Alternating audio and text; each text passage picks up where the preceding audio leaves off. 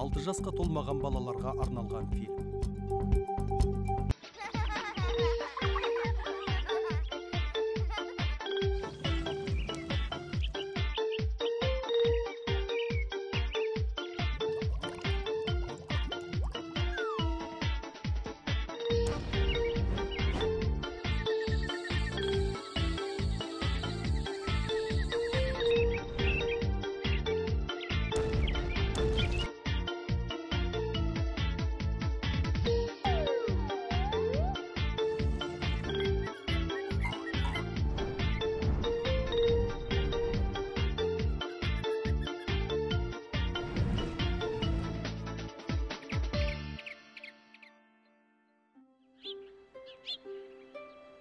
Ертістікке шықты ғой. Иә, келетін уақыты болып та қалып, көрінбей ме өзі? Не асығыс? Әлде басқа шаруаларың бар ма? Бар әрине.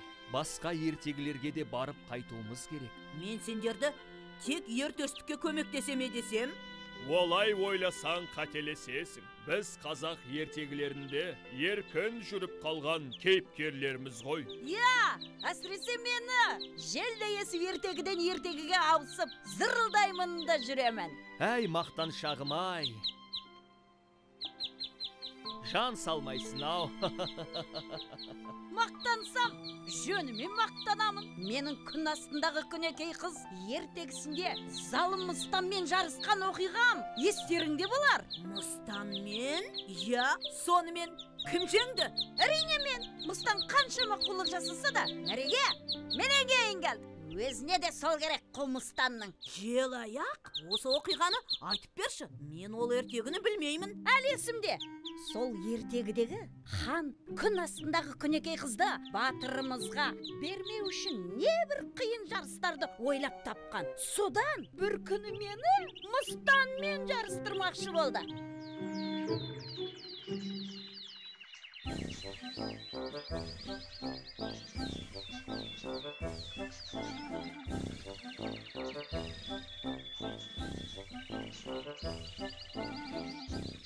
Ал мен болсам, жарыс алдында денемді қыздырып алайын деп, күнге қыздырынып жатқан едім, жаныма Мыстан жетіп келді. Желаяқ жан, шөлдеген жоқсың ба? Жарыс басталмай тұрып, су ішіп алайын десең, мен жүгіріп барып әкеле қояйын. Сенің неге маған жаның аши қалды? Қарсыласыңа су әкеліп беру қайсысқаның? Әуре болма, бәрібір озалмайсың. Желаяқ жан, озалмайтынымды өзім де білемін. Бірақ бір өтінішім, менен қатты озып кетпеші. Ел жұртқа масқара болармын.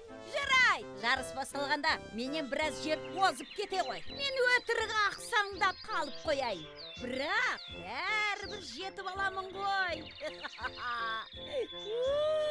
көп жаса Желаяқ жан. Мен саған қазір 100 шырынын әкеліп бере қояйын. Болмаса өзің таңда алма, өрік, шабдалы шырыны. Ананас шырыны болса, қазір өзім даярлап алып келемін. Әй, шырағым, кәне, бұлай тұр.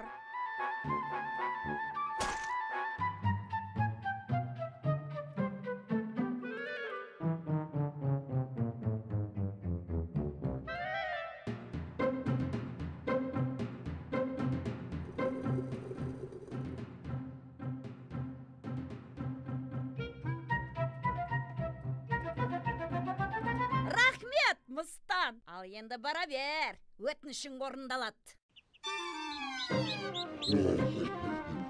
40 шақырымға жүгіруден жарыс басталады. Мыстан мен Желаяқ қатысушыларды ортаға шақырамыз. Не боп қалды? Желаяқ жан, әлде сусын ұнамады ма? Дайындалыңдар, кеттік! Желаяқтың көзі ұйқыға толып, жұмылып барады. Көз алдында кетіп бара жатқан Мыстан бұлдырап көрінбеуде. аяқтары да икемге келер емес. Алдындағы тауға солсып, сырға құлап түсті де қорылдап ұйқыға басты. Не болды? Мыстанның аяқ басып жүгіріп келе жатқанын естіп тұрмын. Ал желаяқтың дыбысы естілмейді. Тек біреу қатты қорылдап ұйықтап жатыр. Ұйықтағаны қалай? Әлгі мыстан бір нәрсені бүлдірмесен етті. Мына қорылдап жатқан желаяқ. Желаяқты қалай оятамыз? Қап, мына мыстанның қорлығына ая. Қаттырақ ұршы қане. Жер асты дүмпуі желаяқты оятуы мүмкін.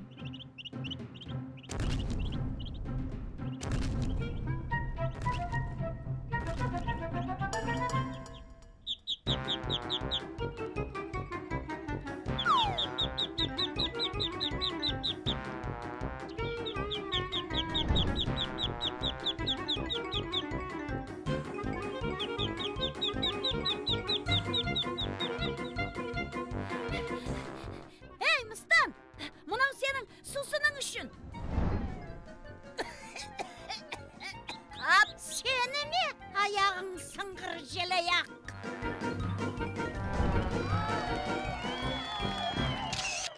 Өте қызық тоқиға екен. Ал сендер ше, Таусоғар, сен де жүгіруден жарыстың ба?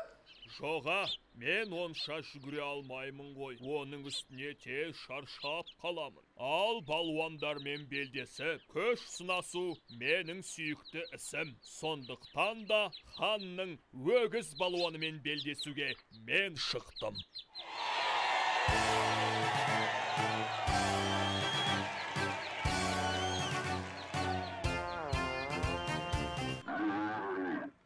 Оң жақта жауырыны жерге тимеген өгіз балуан 90 рет күресіп, 95-інде жеңіп шыққан. Қарсыласы Таусоғар балуан. Бұл балуанның неше рет жеңіп, қаншасынан жеңілгені бізге белгісіз. Қанекей, бірге тамашалайық.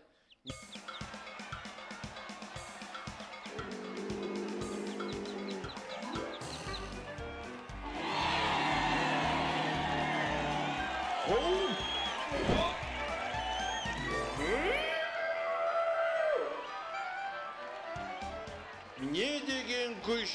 Өгіз балуанды бұзау құрлы көрмеді ғой. Жарайсың, Таусоғар. Жетеді. Әуре болып шаршамай-ақ қойыңыз. Бұл енді тұрмайды. Сонымен жеңіс Таусоғар балуандікі.